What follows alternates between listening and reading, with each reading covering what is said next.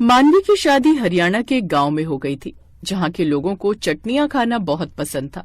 मानवी जितनी भी अच्छी सब्जी बनाकर अपने ससुराल वालों के आगे रख दे, उनका दिल तो चटनियों पर ही अटका रहता था। ऐसे ही एक दिन मानवी सरसों का साग बनाते हुए खुद से कहती है, अब आएगा मजा।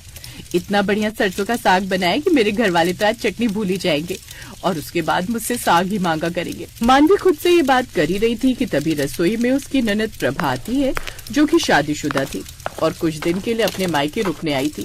जब वो रसोई में आती है पर अपनी भाभी को साग बनाते हुए देखती है, तो वो अपनी भाभी से कहती है, यो क्या कर रही हो भाभी, तुमने साग बना दिया, मेरे बालक तो साग को नहीं खावे। एक काम करो, लहसुन और टमाटर की चटनी बना दो। थम जाने हो ना, हमारे घर में चटनी कितनी पसंद करे हैं लोग। लेकिन ननद जी, जो इतना सारा साग मैंने बना दिया उसका क्या होगा?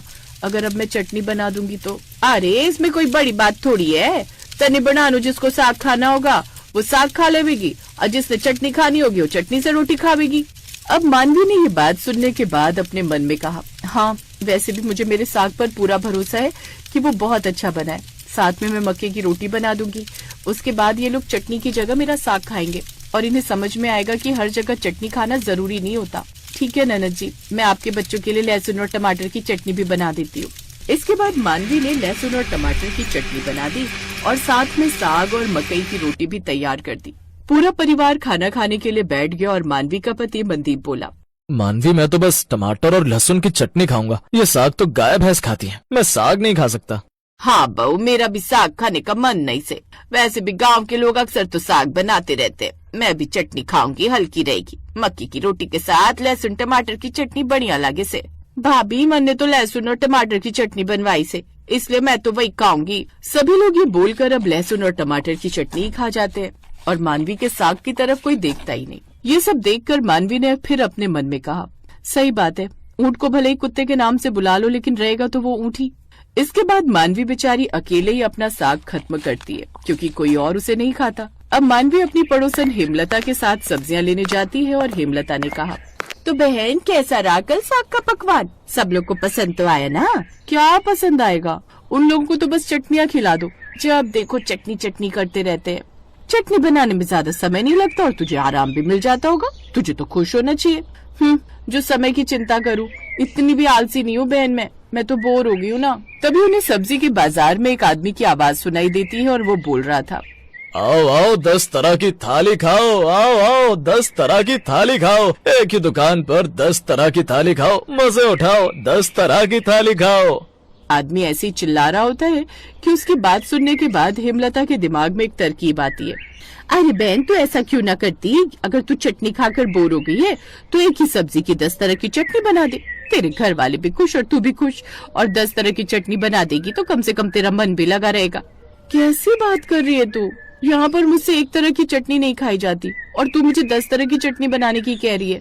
एक तो तेरी लागत बचेगी, एक ही सब्जी को खरीद कर तू बस 10 तरह से उसकी चटनी बनाकर तैयार कर देगी। दूसरी बात, वही चटनी घर वालों के आगे परोस देनी है। हर कोई थोड़ी थोड़ी चटनी खाएगा और कई दिनों तक तुझे बार बार रसोई में घुसने की जरूरत नहीं है। बस रोटियां चावल बनाकर रख देना और उसके बाद खुद ही तेरे घर वाले चटनी से बोर हो जाएंगे। तू उन्हें थोड़ा समय तो दे।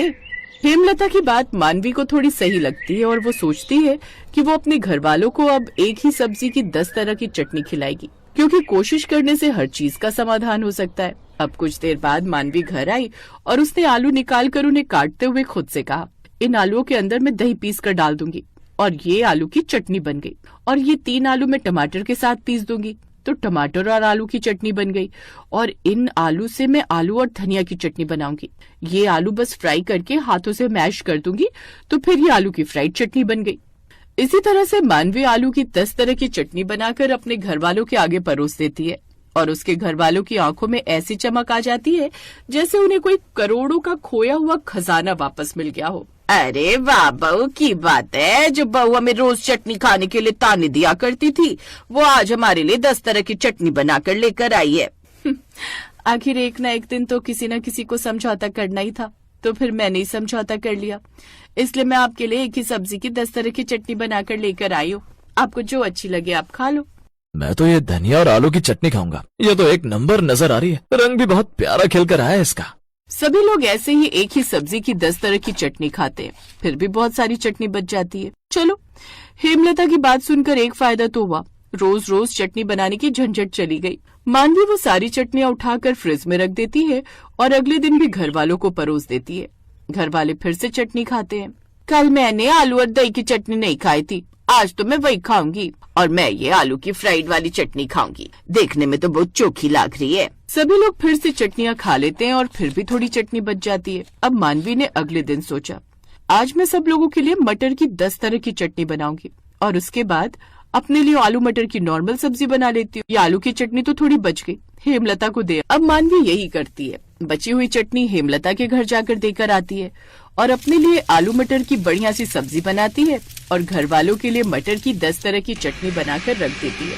और जैसे ही सब लोग खाना खाने के लिए बैठते हैं तो मानवी ने अपनी आलू मटर की सब्जी खाते हुए कहा, कितना सुकून मिल रहा है ये आलू मटर की सब्जी खाने में। मानवी बहू, जब तूने हम सबके लिए चटनी बनाई तो अपने लिए भी चटनी बना लेती। तूने अपने लिए आलू मटर की सब्जी क्यों बनाई है? जब मैंने आलू की चटनी बनाई थी तो घर में थोड़े आलू बच गए थे और आज मैंने मटर की चटनियां बनाई तो थोड़े मटर बच गए, तो मैंने उसे अपने लिए आलू मटर की सब्जी बना ली। जहाँ सब लोग मटर की 10 तरह की चटनी खाकर परेशान हो रहे थे तो वहीं मानवी खुशी से आलू मटर की सब्जी खा रही थी।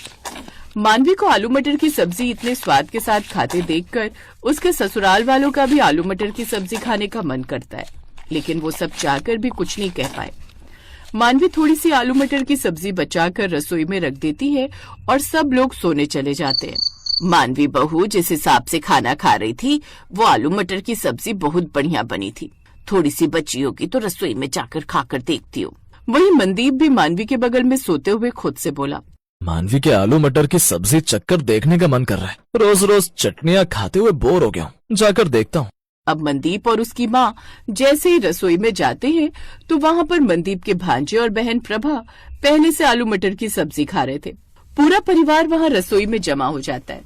तभी मानवी भी आ जाती है और कहती है, मुझे नहीं पता था कि एक ही सब्जी की 10 तरह की चटनियां बनाने से मुझे इतना बड़ा फायदा हो जाएगा कि मेरे घर वालों को चटनियां छोड़कर सब्जियां खाने की आदत पड़ जाएगी। माफ कर दो मानवी भाभी, हमसे गलती हो गई। इतनी चटनी खाना भी अच्छा नहीं लगता है। अब से हम इतनी चटनी कभी ना खाएंगे, बस हफ्ते में 1-2 बार चटनियां बना लिया करो। मानवी की पड़ोसन हेमलता का सुझाव आखिरकार काम आया और उसके ससुराल वालों ने चटनियां खाना छोड़ा तो नहीं लेकिन कम कर दिया, जिसके बाद मानवी भी तरह तरह की सब्जियां बनाया करती और उसके ससुराल वाले बहुत मजे से उन्हें खाया करते। और उन्हें समझ में आता है कि हमें तरह तरह का स्वाद अपनाना चाहिए और एक ही तरह के खाने पर अटके नहीं रहना चाहिए, वरना जिंदगी में बोरियत हो जाती है, जैसे मानवी के ससुराल वालों को रोज चटनियां खाने की वजह से हो गई थी।